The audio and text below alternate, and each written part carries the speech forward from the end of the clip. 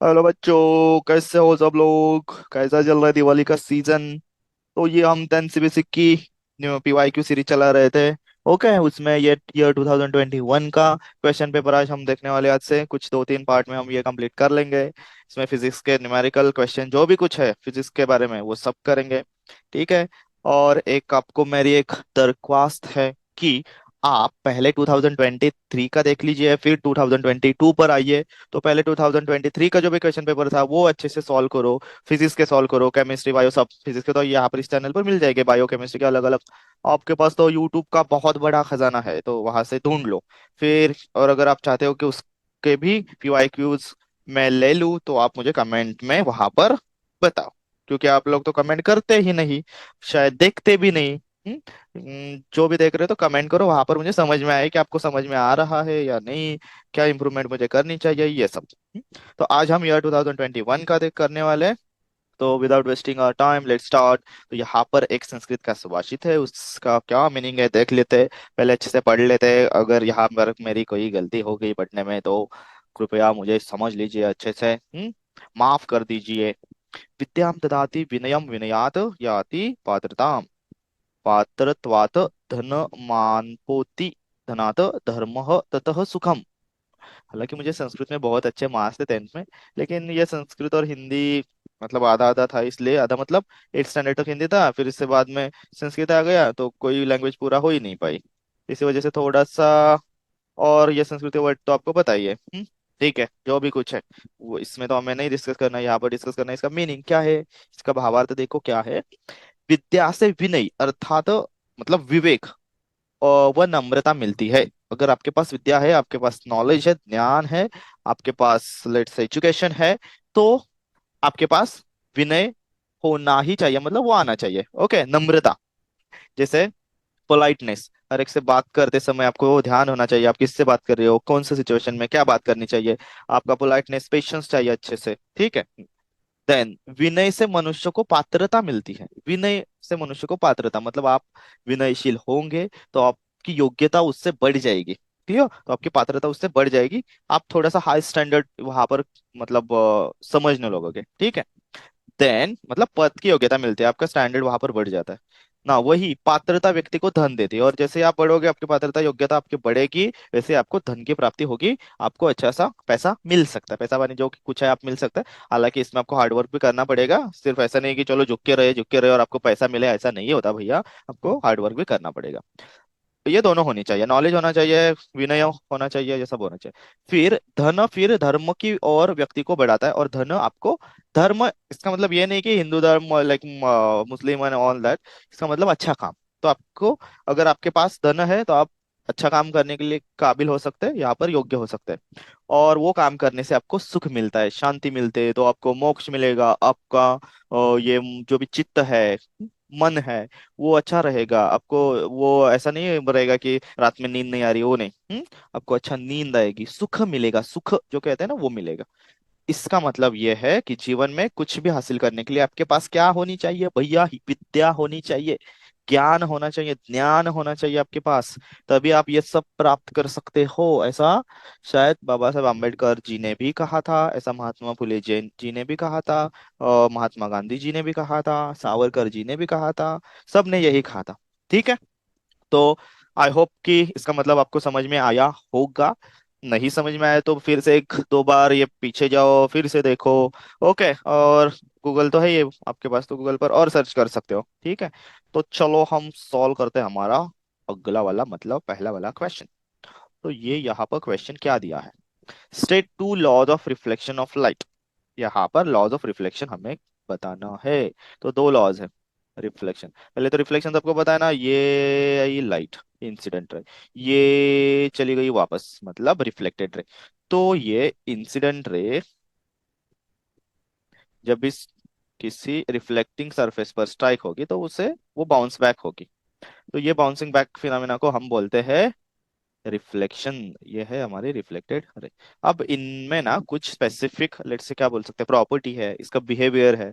तो ये अलग तरीके से बिहेव करती है। अलग तरीके से नहीं मतलब उसका कुछ स्पेसिफिक बिहेवियर है।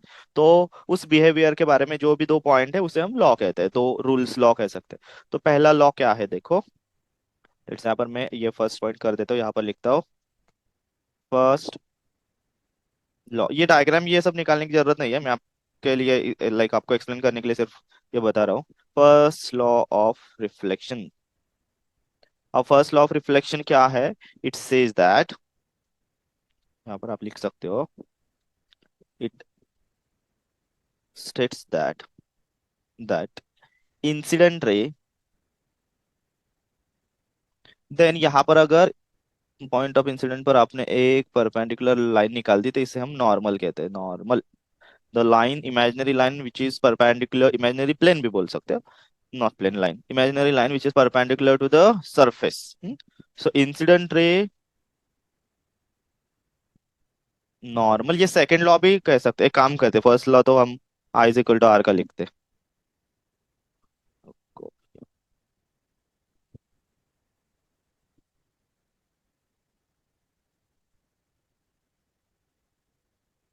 अब फर्स्ट में ना एक काम करते, ये वाला फर्स्ट लिख देते, ये एंगल होता है आई, ये एंगल होता है आर। मतलब angle between incident and normal जो भी एंगल है उसे हम आई कहते हैं, angle between normal and reflected ray उसे आर कहते हैं। तो फर्स्ट लॉ हमें बताता है, it states that angle of incidence is equal to angle of reflection. Angle of incidence is equal to the angle of reflection, मतलब ये i है angle between normal and incident ray, that will be equal to the r, that is normal to the reflected ray का angle. Okay, सो इसका ये भी relation लिखते हैं, angle i will be equal to angle r. ठीक है, ठीक है। अब सेकेंड लॉ, 2 मार्क का क्वेश्चन है ये, इसमें हाफ मार्क मिल जाएंगे। Then second law of reflection. अब सेकेंड लॉ ऑफ रिफ्लेक्शन में क्या है? Second law of reflection it states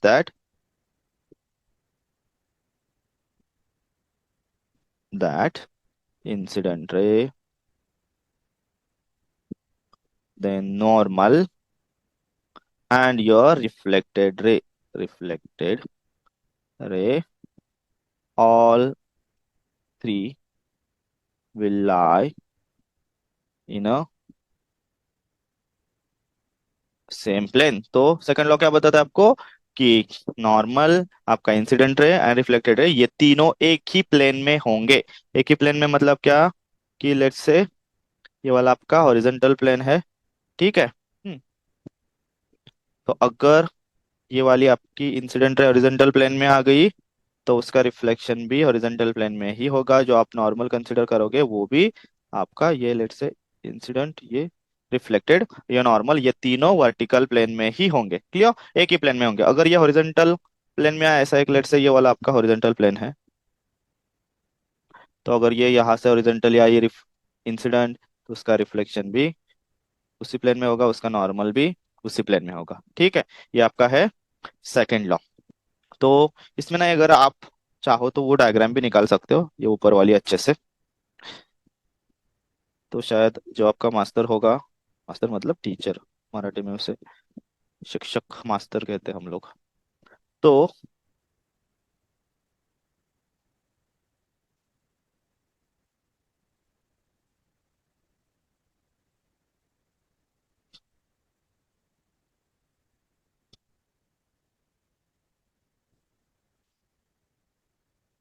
ये आपकी इंसिडेंट है, ये आपकी रिफ्लेक्टेड है, ये आपका नॉर्मल, ये आपका एंगल ऑफ इंसिडेंस, ये आपका एंगल ऑफ रिफ्लेक्शन, नॉर्मल का एंगल 90 डिग्री। यहाँ पर लिखो रिफ्लेक्टेड रे, यहाँ पर लिखो इंसिडेंट रे। ओके, तो इतना निकाला तो भी चलेगा। ये रिफ्लेक्टिंग सरफेस।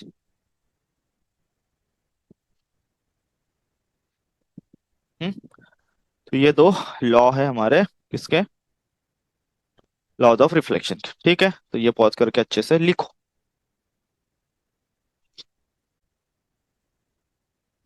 चलो तो ठीक है, देखते हैं हम अगला वाला क्वेश्चन।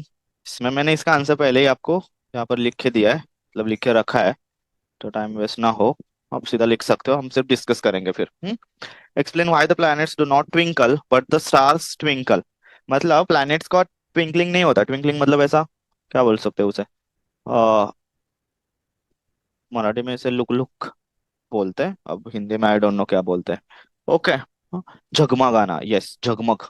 तो ऐसा वो प्लैनेट्स ना, वो थोड़ा जगमग लाइक नहीं करते, लेकिन स्टार्स करते, उससे अब हमें जो भी लाइट मिलेगी ना, so it will be twinkling, little bit twinkling in nature.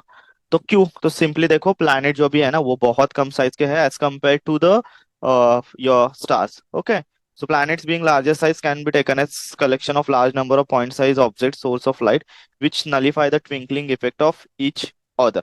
Okay हाँ, उसकी साइज कम है लेकिन वो आपके पास है ना प्लैनेट्स, तो वो एज कम्पेयर टू सन से लेट से दूर है, तो जो कलेक्टिवली हम लाइट हमारे पास आएगी ना, तो वो सब उसका ट्विंकलिंग इफेक्ट ना, लाइक अपने आप का ट्विंकलिंग इफेक्ट वो कैंसिल कर देगी। So that is what the first point.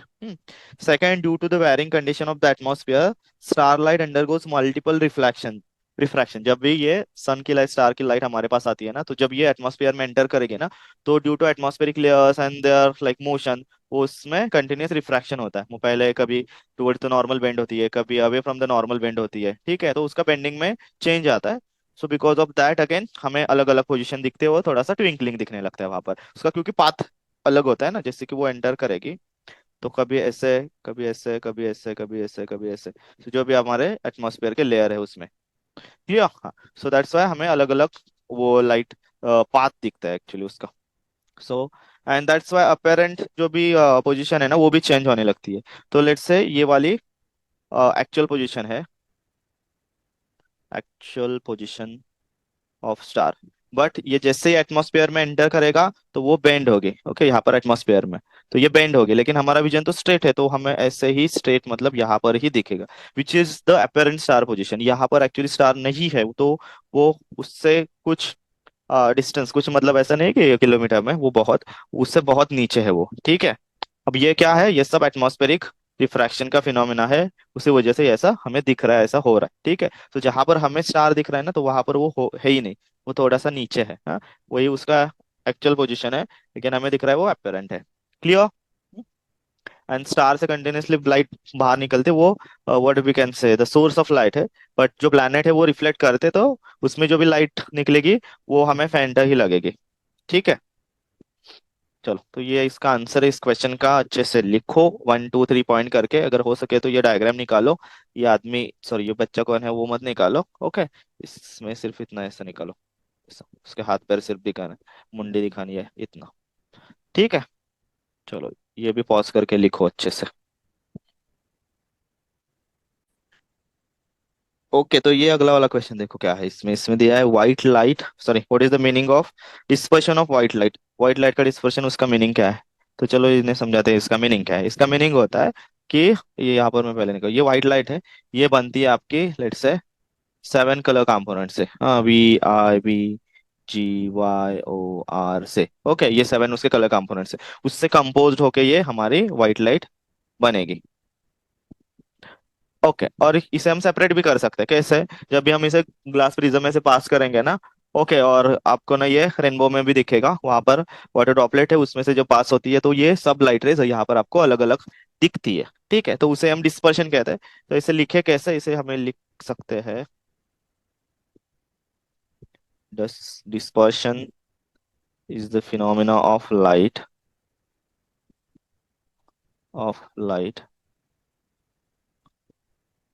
when white light separated into its 7 color component। सो जब भी कोई व्हाइट लाइट 7 कलर कंपोनेंट में सेपरेट होती है, तो इसे हम डिस्पर्शन ऐसा कहते हैं। Clear. Okay, when we like, ये भी ऐड कर सकते हो इसमें कि when we pass that white light in a glass prism, और थ्रू अ वाटर ड्रॉपलेट, ये भी ऐड कर सकते हैं। अब सेकंड में आपको निकालनी है डायग्राम। तो डायग्राम के लिए आपको पहले एक यहाँ पर ट्रायंगल लगेगा, मेरे पास ट्रायंगल है क्या, ट्रायंगल ही नहीं है यहाँ पर, ठीक है, मैं ऐसे रफली निकाल देता हूँ।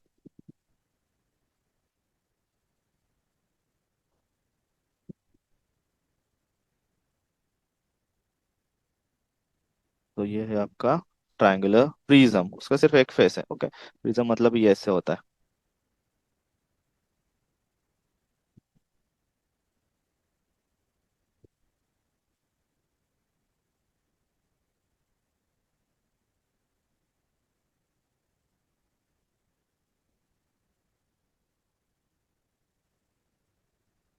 ये मुझे मिला ये प्रिज्म।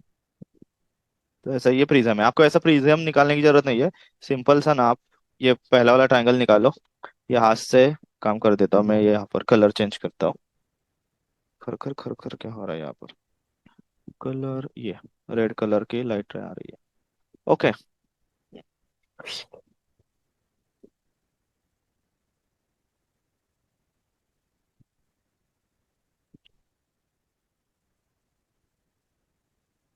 देन अब ये रेड कलर की लाइट रे, रेड कलर की नहीं है, रेड कलर क्यों है यहाँ पर? ब्लैक कलर निकलते हैं ना। एक तो पहले हमें यहाँ पर स्कैटरिंग करना है, कुछ भी निकल रहा है। ओके, ये हमारे आई लाइट रे। तो अब इसका होगा स्कैटरिंग कितने कलर कंपोनेंट में? 7 में। लेट्स से ये एक, देन ये दोन, देन ये तीन। इसके अंदर में होगा, हाँ मैं सिर्फ आपको, ये चार, ये पाँच, ये छः, और ये सात। और बाहर निकलते समय भी ये उसका होगा फिर से रिफ्रैक्शन। एक, देन ये दो, देन ये तीन, चार, पाँच, जस्ट मिनट, पाँच को हम थोड़ा सा कम कर देते, पाँच, ये छः, और ये सात। Yes,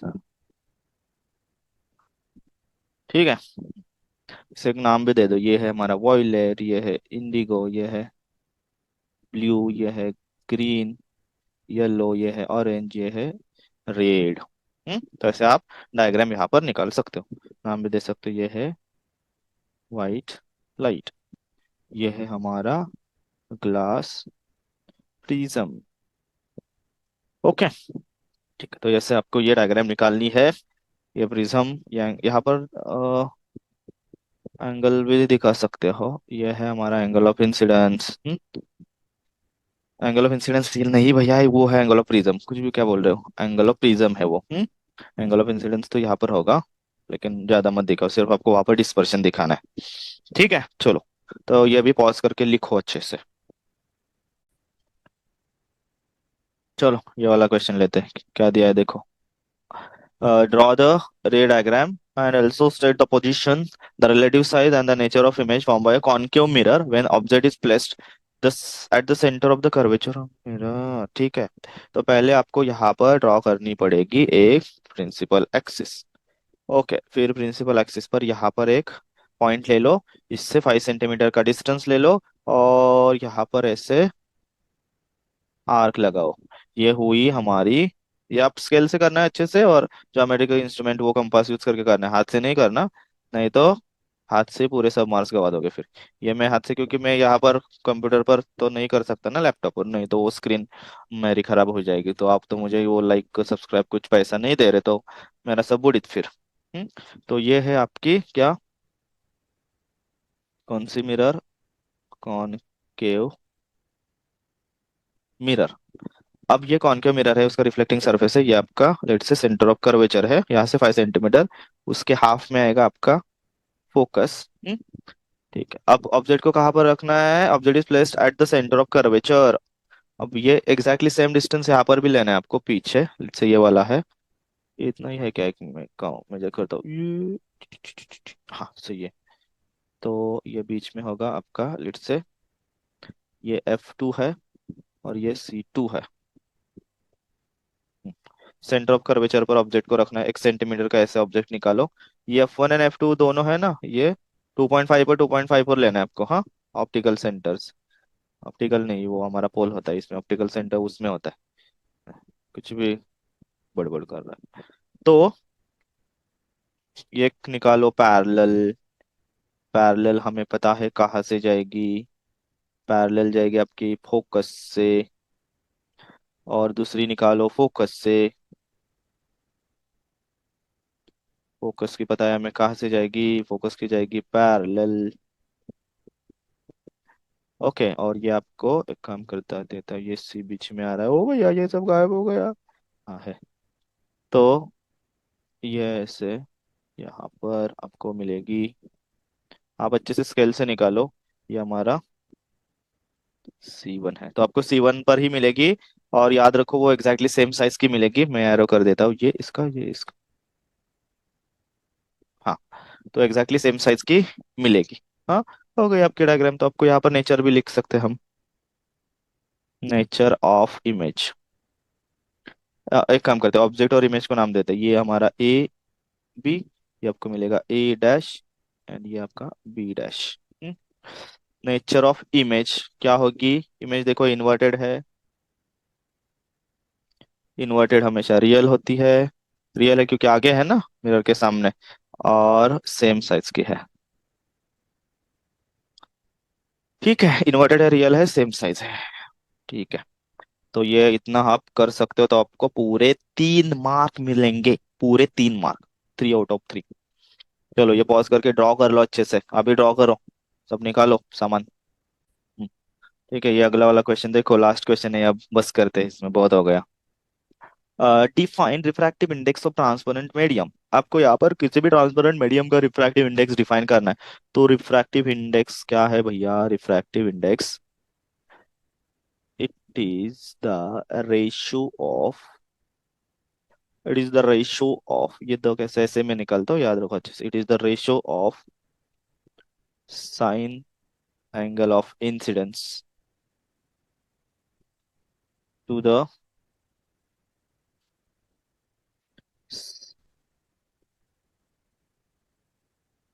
sign angle of refraction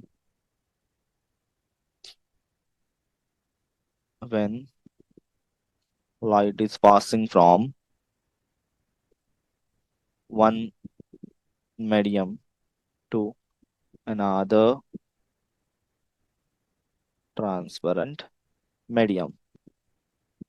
ये भी लिख सकते हो, देन ये भी ऐड कर सकते हो, it is also the ratio of velocity of light, क्या लिखा है link, light, velocity of light in what I can say, in पहला वाला medium, in earlier medium to the velocity of light in refracted, refracting, refracting बोल सकते हैं, refracting, refracting medium. Refracting मतलब कौन सा वाला, कि एक मिनट, यहाँ पर लेट से ये वाला आपका ग्लास सरफेस है, ये आ गई भैया यहाँ से लाइट, ये लिया हमने यहाँ पर एक नॉर्मल। ओके,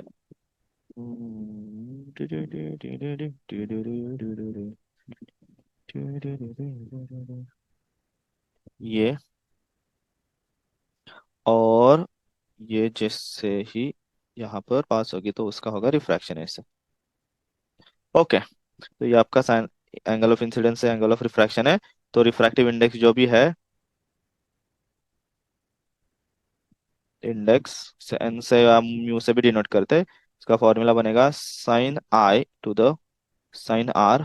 ओके, और सिमिलरली इसका ये भी फॉर्मूला बनेगा, लेट से ये आपका एयर है, ये आपका ग्लास है, तो इसका फॉर्मूला बनेगा, अब ये आपको ग्लास का हम निकाल रहे हैं ना, ग्लास सरफेस है ना रिफ्रैक्टिंग, तो यहाँ पर बनेगा velocity of light in air, that is v भी लिख सकते हो, सी भी लिख सकते हो, velocity of light in glass. तो ये हमारा रिफ्रैक्टिव इंडेक्स, ठीक है। अब व्हाट इज इट्स यूनिट, अब देखो ये वेलोसिटी वेलोसिटी का रेशियो है, sign angle of angle angle का रेशियो है, तो ये तो यूनिटलेस क्वांटिटी है, तो यहाँ पर लिख सकते हो second, refractive index is unitless quantity. which has a higher refractive index, glass or water? So obviously glass has higher refractive index because it is more optically denser than water. So you can write as the glass is more optically denser than water, the velocity of light in glass will be slower than that of in what? Than that of in क्या English पंगार वो that of